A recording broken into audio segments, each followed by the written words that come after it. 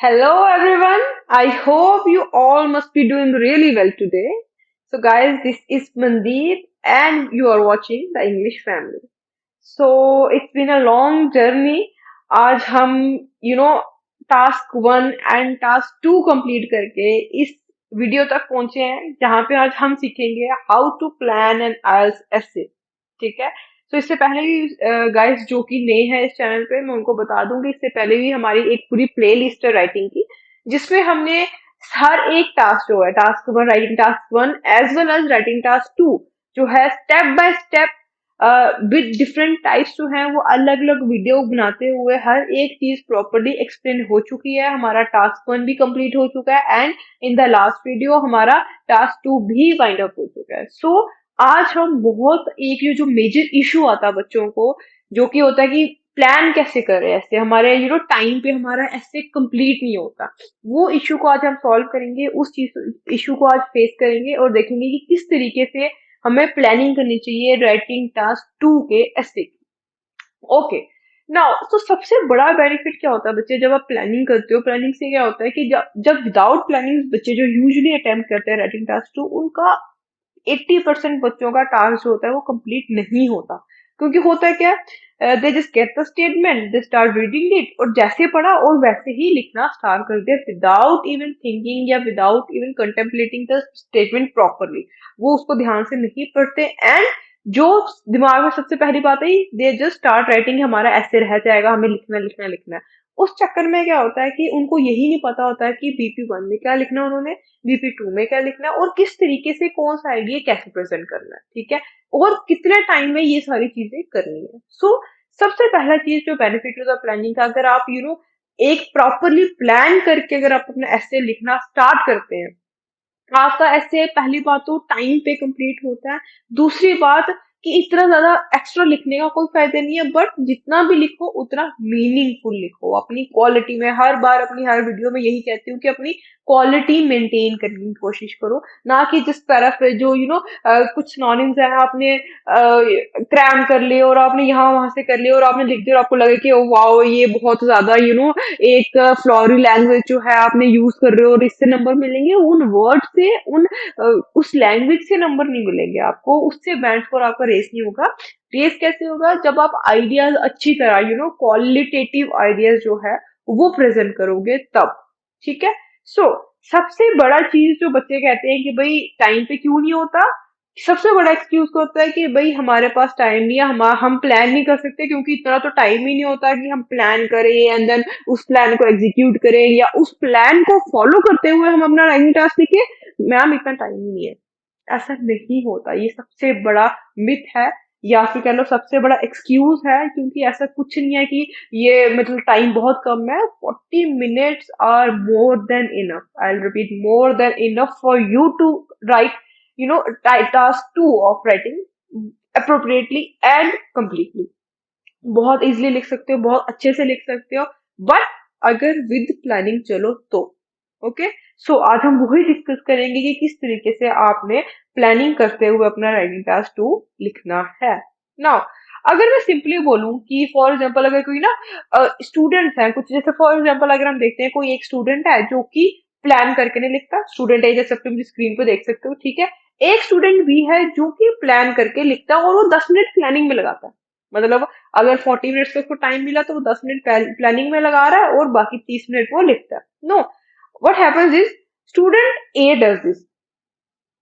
अब student A का just ये देखिए कि किस तरीके से जब वो राइटिंग टास्क लिख रहा होगा तो क्या करेगा। First of all he'll write, then he'll think, then he'll think again, then he'll write, then he'll delete or she'll delete something, then again think, write, delete, think, write, repeat, and the cycle goes on। इसी तरीके से कभी बच्चे लिखते हैं, कभी erase करते हैं, ओ नहीं ये तो वन यहाँ आना ही नहीं था, अच्छा फिर लिखेंगे, फिर अच्छा ये तो गलत हो गया। अच्छा कई बार तो ऐसा होता है कि पूरा का पूरा ऐसे लिख देते हैं, मतलब कई बार बहुत बच्चे मेरे पास ऐसे आते हैं कि जब उनको पूछो कि बच्चे आपने ये गलत क्यों किया, ये तो बहुत सिंपली आप बीपी वन में ही एक्सप्लेन कर सकते थे। अच्छा आपका बीपी टू ठीक है तो आपका बीपी वन कैसे गलत है।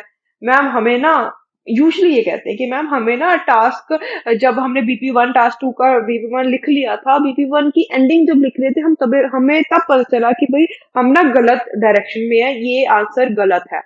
तो मैंने कहा ठीक क्यों नहीं किया मैम, टाइम नहीं था, क्योंकि BP1 इंट्रोडक्शन और BP1 कम्प्लीटली लिख चुके थे, अब हम उसको रिलीज नहीं कर सकते थे, इसलिए हमने सोचा जाने दो, BP2 ठीक लिख लेते हैं। तो बहुत सारे स्टूडेंट्स जो हैं ये ऐसे करते हैं, और ये ऐसा क्यों होता है, क्योंकि वो प्लान नहीं करते अपना आंसर प्रॉपरली, स्टेटमेंट ली, पढ़ी और लिखना स्टार्ट करती है without even thinking.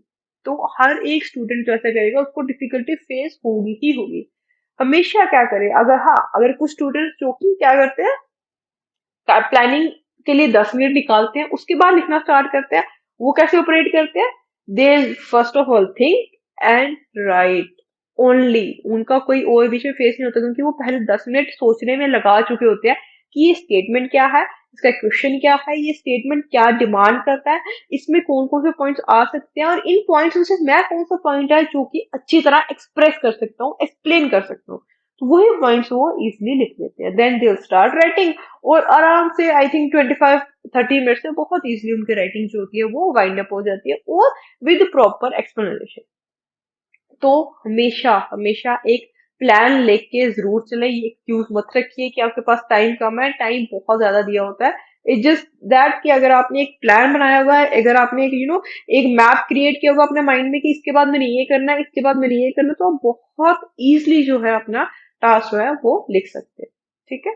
Now how does a plan save you time, कि अब कोई एक प्लान जो है अगर हम बात करें तो वो कैसे आपका टाइम बचा सकता है। ठीक है, बहुत सिंपल सी कैलकुलेशन है, बहुत इजीली बताऊंगी। देखो आपके पास 40 मिनट्स है, आपको टास्क 2 अटेम्प्ट करने के लिए पूरे 40 मिनट्स मिलते हैं। ठीक है, तो अगर मैं कहती हूँ for example, I am not saying कि आपको इतना ही टाइम लगाना है, फॉर एग्जाम्पल ये चीज बच्चे के from student to student vary कर सकती है, हर एक बच्चे का कैलिबर और हर एक बच्चे की अंडरस्टैंडिंग अपने अपने लेवल की अलग अलग होती है, तो ये भी चीज उसी हिसाब से वेरी करेगी। ठीक है। नाउ अगर आप बात करें, अगर आपको 40 मिनट्स मिले हैं टास्क 2 के लिए, तो मैं कहती हूँ कि 10 मिनट्स जो है वो आप प्लानिंग करने के लिए रख लो, अंडरस्टैंडिंग के लिए कि क्वेश्चन दिया क्या है, और 5 मिनट्स आप रख लो कि आपने जो लिखा हुआ है, जब आप टास्क कंप्लीट कर लेते हैं तो उसको पैराफ्रेज, उसको सॉरी प्रूफ रीडिंग करने के लिए। तो 10 मिनट्स आपकी प्लानिंग होगी, 5 मिनट्स प्रूफ रीडिंग होगी, तो मतलब 15 मिनट आपके साइड पे निकल गए, तो कितना टाइम बच गया आपके पास, 25 मिनट्स। तो आउट ऑफ 40 मिनट्स आपके पास 25 मिनट्स जो है वो बहुत आपके हाथों में है कि उनके साथ आप क्या कर सकते हैं। ठीक है, अब 25 मिनट्स है, तो फॉर एग्जाम्पल आपको लिखने हैं 250 वर्ड ऑन एन एवरेज, मैं कह लेती हूँ आप 260 वर्ड भी कर लो। ठीक है, तो नियर अबाउट आप 15 to 16 सेंटेंसेस लिखोगे हर एक टास्क 2 में। ठीक है, including your paragraph, including your BP1 BP2 and conclusion, तो इन 4 पैराग्राफ्स में ऑल अराउंड 15 16 और 17 सेंटेंसेस ही आते हैं। तो अगर आप एक सेंटेंस लिखने में भी 2 मिनट लगाते हो ना, तो भी you will have sufficient amount of time in your hands to complete your task 2। बहुत इजीली आप टास्क 2 जो है वो कंप्लीट कर सकते हैं। ठीक है, आई एम नॉट सेइंग कि हाँ भाई आपने इतना ही टाइम लगाना है, ठीक है, या फिर इस हिसाब से करना है, बट अगर आप इस प्लान के हिसाब से करोगे तो आपको बहुत इजीली, मतलब आपको पता होगा कि आपने क्या लिखना है, आपको बार बार ये रुक के सोचने की जरूरत नहीं पड़ेगी। ठीक है, ये इम्पोर्टेंट भी नहीं है कि आपने हर एक बच्चे ने 10-10 मिनट लगाने हैं पहले प्लानिंग के लिए, आप 5 to 6 मिनट्स भी ले सकते हो, बट वही अगेन मैं रिपीट करूंगी कि बच्चे फ्रॉम स्टूडेंट टू स्टूडेंट ये चीज डिफर करती है, अलग अलग बच्चे का अलग अलग कैलिबर होता है, अलग अलग स्किल्स होती है, उस हिसाब से अलग अलग एक बेसिक अंडरस्टैंडिंग होती है लैंग्वेज की, उस हिसाब से ये टाइम जो होगा हर एक बच्चे के लिए वेरी करेगा। ठीक है, सो आप 5-6 मिनट भी ले सकते हो, आप 7-8 मिनट भी ले सकते हो, आप 10 मिनट्स भी ले सकते हो प्लानिंग के लिए। ठीक है, नाउ अब आपके पास जब प्रूफ रीडिंग होगी तो at the end proof reading के लिए आप 2-3 मिनट्स में भी कर सकते हो, and you can even take 4-5 minutes also. उसके बाद में you will have around 25 to 30 minutes in your hand, ताकि आप उस टाइम में इजिली जो आपने प्लान किया वो आप प्लान को एग्जीक्यूट कर सको और अपना टास्क 2 अच्छे से लिख सको। ठीक है, सो अब क्वेश्चन आता है, जो द बिग क्वेश्चन इज कि हाउ टू प्लान, मतलब अब प्लान करें कैसे, मतलब इतनी तो बात कर दी कि प्लानिंग करनी है, तो प्लानिंग करें कैसे, प्लान में है क्या, किस तरीके से एग्जीक्यूट करें। तो बहुत इजी है बच्चों, बहुत इजीली सिंपल 4 स्टेप्स है जिसमें आप बड़े इजीली अपना टास्क 2 जो है प्लान कर सकते हैं। सबसे पहली चीज आती है क्वेश्चन एनालिसिस, कि क्वेश्चन को एनालाइज करो कि दिया क्या हुआ है क्वेश्चन में, आपके टास्क 2 की स्टेटमेंट है क्या, नीचे क्वेश्चन है क्या। Then you have idea generation, उसके लिए आपको क्या क्या आइडिया की जरूरत है, एक स्ट्रक्चर जो आपको हमेशा याद होना चाहिए, क्योंकि कुछ राइटिंग टास्क टू के अलग अलग टाइप्स होती है और अलग अलग टाइप की कुछ स्ट्रक्चर जो होता है ऑन सम पार्ट जो होता है वो वेरी करता है। तो आपको स्ट्रक्चर हर एक क्वेश्चन का अच्छी तरह याद होना चाहिए and the vocabulary you are going to use in your पूरे इन योर होल ऐसे, ठीक है। Now first of all you will see that, सबसे पहले स्टेज डिस्कस कर लेते हैं, क्वेश्चन एनालिसिस। तो क्वेश्चन एनालिसिस क्या होता है? क्वेश्चन एनालिसिस बहुत ज्यादा इंपॉर्टेंट स्टेज है, क्योंकि इसमें क्या होगा कि आपको क्वेश्चन को पढ़ के समझना होगा कि क्वेश्चन का डिमांड क्या है। अब बच्चे देखो इसमें क्या होता है, तो फॉर एग्जाम्पल बहुत ज्यादा बच्चों के ना नंबर इस वजह से कम रह जाते हैं क्योंकि उनको कई बार यही समझ नहीं आता कि क्वेश्चन में दिया क्या हुआ था और उनको किस तरीके से वो क्वेश्चन जो है वो आंसर करना था, ठीक है। अब फॉर एग्जाम्पल अगर मैं क्वेश्चन लगा लूं, जैसे आप अपनी स्क्रीन पे देख सकते हैं statement, one of the consequences of improved medical care is that the people are living longer and life expectancy is increasing. So this is your statement and the question is, do you think the advantages of this outweigh the disadvantages? ये आपके पास है question, ठीक है। Now अब यहाँ पे अगर मैं देखूं तो जो मेन इंपॉर्टेंट कीवर्ड है, आपका कीवर्ड आ जाता है इम्प्रूव्ड मेडिकल केयर, ठीक है। तो हमारे पास एक हमें पता चल गया कि हमने इम्प्रूव्ड मेडिकल केयर के ऊपर जनरल टॉपिक है ये हमारा, इसके ऊपर हमने कोई ना कोई बात करनी है, ठीक है। अब बच्चे करते क्या है, जैसे हमें ना रीडिंग में आदत होती है, यूजुअली बच्चों की आदत रीडिंग में पड़ी होती है, जब वो आंसर ढूंढ रहे होते हैं वो ना कीवर्ड्स लगा लेते हैं कि अच्छा ये कीवर्ड है, इसके आगे पीछे ये आंसर होगा। तो वही चीज वो यहाँ करने की कोशिश करते हैं कि स्टेटमेंट पढ़ी एंड कीवर्ड देखा कि ये कीवर्ड है और चलो जी इसके रिलेटेड आंसर लिख दो। उनको ये भी नहीं पता कि वो उस कीवर्ड के आगे पीछे क्या पूछा हुआ है एंड क्वेश्चन क्या पूछा हुआ था जिस तरीके से उनको आंसर देना चाहिए था। सो यहाँ पे इस स्टेज पे जब आप क्वेश्चन को एनालाइज कर रहे हो तो ये बहुत ज्यादा इंपॉर्टेंट है कि आपको क्या नहीं लिखना, ठीक है। आई रिपीट अगेन, क्या लिखना है ये तो आपको पता होगा, पर क्या नहीं लिखना है यहाँ पे, वो चीज बहुत इंपॉर्टेंट है। और वो चीज कैसे पता चलेगी? जब आप माइक्रो कीवर्ड्स ढूंढोगे। मेजर कीवर्ड हमें, जैसे हमें यहाँ पता चल गया मेजर कीवर्ड क्या, इंप्रूव्ड मेडिकल केयर। नाउ इसमें माइक्रो कीवर्ड्स क्या आ जाएगा, living longer and life expectancy is increasing. ये दो माइक्रो कीवर्ड है जो हमें बताते हैं कि अच्छा इसमें इससे पूरे के पूरे टॉपिक में तीन चीजों की बात हो रही है, एक तो इम्प्रूव्ड मेडिकल केयर की, एक लिविंग लॉन्गर की, एक लाइफ एक्सपेक्टेंसी इज इंक्रीजिंग इस चीज की, ठीक है। अब यहाँ तक तो ठीक है, बट जो मेन हमारा क्वेश्चन को एनालाइज करने का जो पार्ट है that is after reading the statement, आपको जो पूरी नीचे क्वेश्चन स्टेटमेंट होती है उसको भी पूरा अच्छे से पढ़ना है। क्योंकि कई बार क्या होता है बच्चे, जैसे ना कई बार क्वेश्चन आता है हमारे पास, में आदत होती है प्रैक्टिस कर करके, जैसे to what extent do you agree और डिसएग्री, इसका क्वेश्चन आता है तो बच्चे क्या करते हैं, टू व्हाट एक्सटेंड पढ़ा और दिमाग में लगा ली कि अच्छा ठीक है यहाँ तो आगे एग्री और डिसएग्री ही होगा। बट समटाइम्स क्वेश्चन जो होता है ट्विस्ट होके आता है, कई बार आ जाता है आपको to what extent do you agree with the given statement, simply वो डिसएग्री पूछेंगे नहीं आपको, सिंपली यही कहेंगे कि आप किस एक्सटेंट तक एग्री करते हो। या फिर कई बार बोल देते हैं to what extent do you agree और disagree with either of these views, दो व्यू दे देंगे स्टेटमेंट में, नीचे क्वेश्चन इस तरीके से आ जाता है, to what extent do you agree और disagree with either of these views, ठीक है। या फिर एक और तरीके से आ जाता है जब बोला बोला जाता है to what extent do you agree और disagree with the given views. तो इस तरीके से कई बार क्वेश्चन जो होता है चेंज होता है, बट हमें हमेशा हमने to what extent do you agree disagree पढ़ा होता तो हम वही, हमें लगता है कि ये भी क्वेश्चन वही होगा और हम उसी तरीके से आंसर दे देते हैं, बट क्वेश्चन जो होता है वो कुछ और पूछा होता है। तो इसीलिए जब आप अपना स्टेटमेंट पढ़ रहे हैं, स्टेटमेंट की अंडरस्टैंडिंग ले रहे हैं बेसिक, तो नीचे क्वेश्चन पूरा का पूरा एक अच्छी तरीके से पढ़िए ताकि आपको क्लियर हो जाए कि ये क्वेश्चन है, ये माइक्रो वर्ड्स है स्टेटमेंट के, ये मेजर कीवर्ड्स हैं, ये माइक्रो कीवर्ड्स हैं एंड नीचे ये जो क्वेश्चन है ये हमें डायरेक्शन देगा कि इस स्टेटमेंट को हमने कैसे आंसर करना है। ओके, नाउ अगर मैं इस चीज को पूरी की पूरी चीज को एक समराइज करूं इसमें, तो क्या हो जाएगा, सबसे पहले you have to find keywords, ठीक है, जनरल टॉपिक जो हमारा होता है।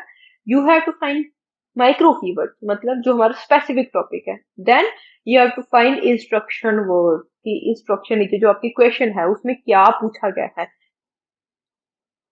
कि आपने ये जो क्वेश्चन है उसको किस तरीके से आंसर करना है, ठीक है।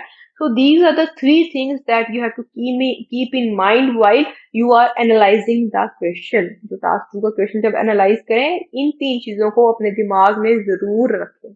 Okay, now next step is idea generation की, आइडिया कैसे जनरेट किया जाए, कि आइडिया कैसे जनरेट करना। हमने ये तो स्टेटमेंट तो हमने पढ़ ली, क्वेश्चन तो हमें समझ आ गया, अब आइडियाज कैसे जनरेट करें। हमेशा ध्यान रखें इसमें ये नहीं कि आप बैठे सोच जा रहे हैं, ब्रेनस्टॉर्मिंग कर जा रहे हैं, ये भी लिख लूं, ये भी लिख लूं, ये भी लिख लूं, ऐसा कुछ नहीं है। ठीक है, सिंपली जो भी आपके पास क्वेश्चन आया उस चीज को पढ़े, उसमें सोचें कि अच्छा इसमें ये आ सकता है, ये आ सकता है, या फिर ये आ सकता है, या फिर आप जो है बहुत इजीली आप वाई क्वेश्चन का आंसर देने की कोशिश करें। आई एक्सप्लेन की वाई कैसे। जैसे हम ऊपर अपने स्टेटमेंट पढ़ी, उसमें क्या था कि एडवांटेजेस और डिसएडवांटेजेस बताने थे। तो आप इस टिपिकली जो सैंपल क्वेश्चन है इसका किस तरीके से आइडिया जनरेट कर सकते हैं। आप सिंपली कह सकते हैं कि why are the advantages of increased life expectancy is strong, कि जो लाइफ इंक्रीज लाइफ एक्सपेक्टेंसी है इसकी एडवांटेजेस स्ट्रॉन्ग क्यों है। ठीक है, उस क्यों का आंसर ढूंढिए, उस क्यों का मेन आइडिया ढूंढिए कि उसमें क्या लिखना है। ठीक है, and why are the disadvantages of increased life expectancy या वीक। तो ऐसा क्या है कि जो इंक्रीज लाइफ एक्सपेक्टेंसी की डिसएडवांटेजेस हैं वो वीक हैं, क्यों वीक हैं। दोनों में आपको क्यों का आंसर ढूंढना पड़ेगा, कि कोई भी चीज हमेशा ध्यान रखिए। कई बार बच्चों की ना बहुत आदत होती है कि जो स्टेटमेंट्स है उसी स्टेटमेंट के रिलेटेड कोई ना कोई लाइन रिपीट करते रहते हैं कि ऐसे होता है, इसको ऐसा होना चाहिए, ये ऐसा ही हमेशा से होता आया है, इसको ऐसा ही आगे करेंगे। वही चीज स्टेटमेंट की जो लाइन होती है उसी को आइडिया को रिपीट करी जाएंगे, बट कहीं पे भी उनकी एक्सप्लेनेशन में वाई नहीं आता, उनके रीजंस जो है वो नहीं जस्टिफाई कर पाते उनकी एक्सप्लेनेशन को।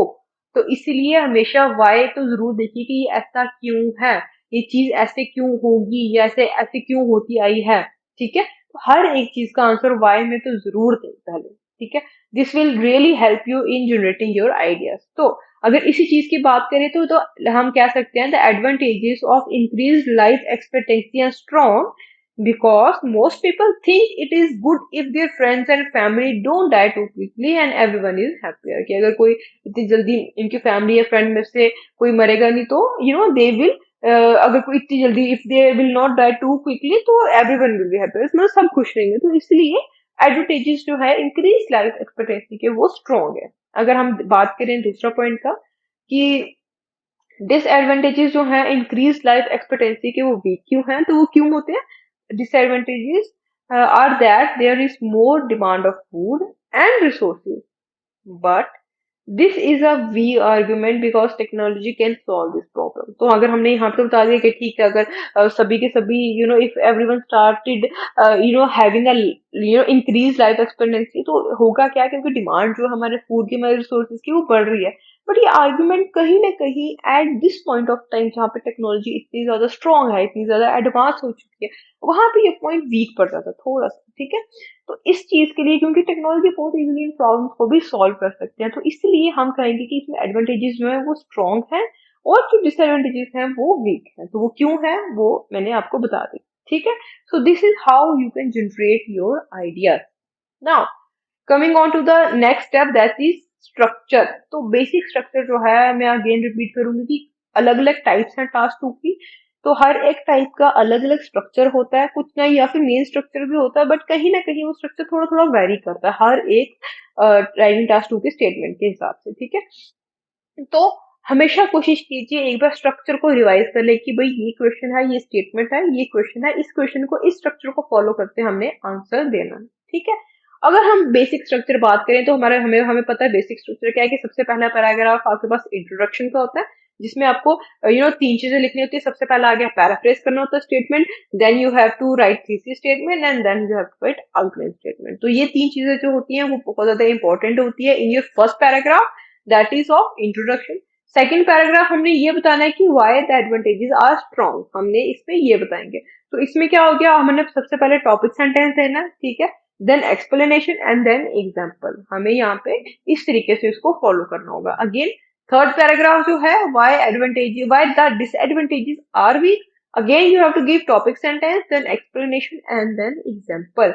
और लास्ट फोर्थ पैराग्राफ होता था जहां पे हमको अपना जो पॉइंट्स है, मेन पॉइंट्स है, उनको कंक्लूड करना होता है, उनकी समरी देनी होती है, ठीक है। तो these are the this actually is the basic format of writing और attempting your writing test too. तो इसके लिए भी अगर किसी को ये ना समझ आया हो, क्योंकि मैंने इतने डिटेल में यहाँ एक्सप्लेन नहीं किया, बट इसकी आप यहाँ पे वीडियो पॉज कर सकते हैं, क्योंकि इसकी एक सेपरेट वीडियो जो है वो ऑलरेडी बनी हुई है, प्रॉपर लेक्चर है, जहाँ पे मैंने हर एक पॉइंट को बहुत एलेबोरेट करते हुए एक कॉमन लैंग्वेज में, एक इजी लैंग्वेज में समझाने की कोशिश की, और आपको हर एक चीज बहुत इजीली समझ आ जाएगी। आप उस वीडियो को, मैं उस वीडियो का लिंक इसकी डिस्क्रिप्शन बॉक्स में भी डाल दूंगी, आप वहां जाके वो वीडियो जो है वो देख सकते हैं, ठीक है। Basic format of writing task two, उसमें ये सारी चीजें इलेबोरेटिव वे में एक्सप्लेन की हुई है, ठीक है। नाउ इसी फॉर्मेट को फॉलो करते हुए जो हमने आइडियाज लिखे थे उनको कैसे पुट करना है हम वो देख लेते हैं। सो सबसे पहला क्या आ जाता है आपके पास, पैराग्राफ 1 हो गया इंट्रोडक्शन का, पैराफ्रेज कर लिया आपने, ठीक है। सेकंड आ गया आपका थीसिस स्टेटमेंट। थीसिस स्टेटमेंट में क्या बताना आपने कि एडवांटेजेस आउटवे करती है डिसएडवांटेजेस को, इसको आप कहोगे। Then third sentence is your outline statement. यहाँ पे आपने क्या बताना है कि एडवांटेजेस जो है वो क्या है कि हैप्पीनेस होता है, सभी खुश रहते हैं। डिसएडवांटेजेस क्या है, टेक्नोलॉजी है, टेक्नोलॉजी जो भी थोड़ी बहुत डिसएडवांटेजेस है वो टेक्नोलॉजी जो है वो सॉल्व कर सकती है।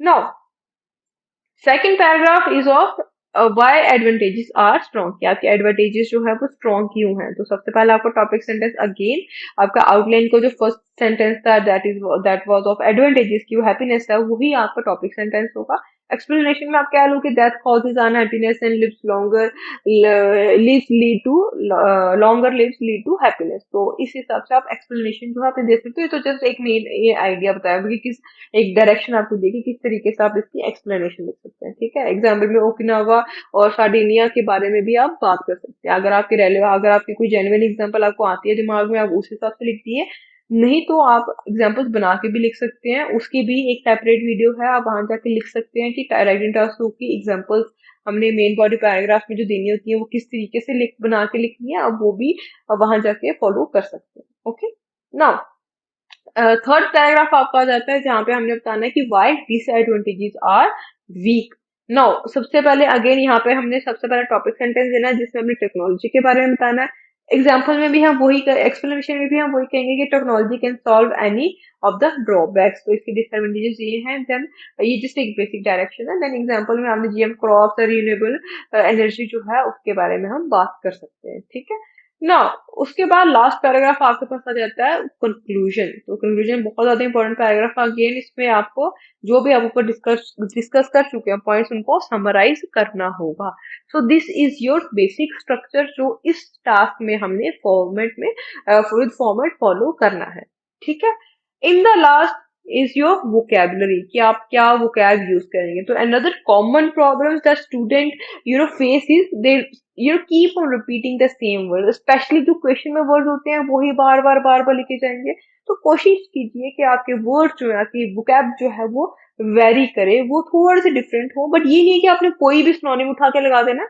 अगर आपको जो आपको वर्ड है जो आप चेंज करना चाहते हैं उसका सिनोनिम एग्जैक्टली उसी पोजीशन में भी कई बार लग सकता है, बट कई बार आपको उस वर्ड की पोजीशन जो है अलग करनी होगी, चेंज करनी होगी, ताकि उसका सिनोनिम जो है आपको सेंटेंस का मीनिंग खराब ना करे, ठीक है। तो जैसे हमने ये अपना आज एग्जांपल पढ़ी है, क्या थी, one of the consequences of improve medical system is that people are living longer and life expectancy is increasing. Do you think the advantages of this outweigh the disadvantages. तो ये हमने आज एक सैंपल क्वेश्चन जो है completely solve किया है। इसमें मैंने जो आप कह सकते हो सिनोनिम्स यूज किए थे, मैंने वो भी यहाँ पे हाईलाइट किए, आप वो देख सकते हैं। That is improved medical care की जगह हमने यूज कर दिया इनहांस्ड मेडिकल ट्रीटमेंट, ठीक है। लिविंग लॉन्गर की जगह आप यूज कर सकते हो इम्प्रूव्ड लॉन्गेविटी, या फिर आप कह सकते हो लाइफ एक्सपेक्टेंसी इज इंक्रीजिंग की जगह आप लिख सकते हो the length of time people live is rising. And advantages की जगह आप लिख सकते हो बेनिफिट्स, एंड डिसएडवांटेजेस की जगह आप लिख सकते हो ड्रॉबैक्स। तो इस तरीके से आपने सिनोनिम्स जो है वर्ड के यूज करने हैं, आपने बार बार वर्ड जो है वो रिपीट नहीं करने, हो सके तो इस हिसाब से सिनोनिम्स यूज करना कि जो सेंटेंस का मीनिंग है वो चेंज ना हो। So this was it for today guys. I hope कि आपको समझ आया हो, आपको एक प्रॉपरली पता चला हो कि किस तरीके से आपने टास्क टू लिखने से पहले प्लान करना है, और उस प्लान को किस हिसाब से with in the time limit execute करना है, और आपका राइटिंग टास्क टू का ऐसे अच्छा लिखना है। ठीक है, so we will meet with the next video, till then take care and good bye.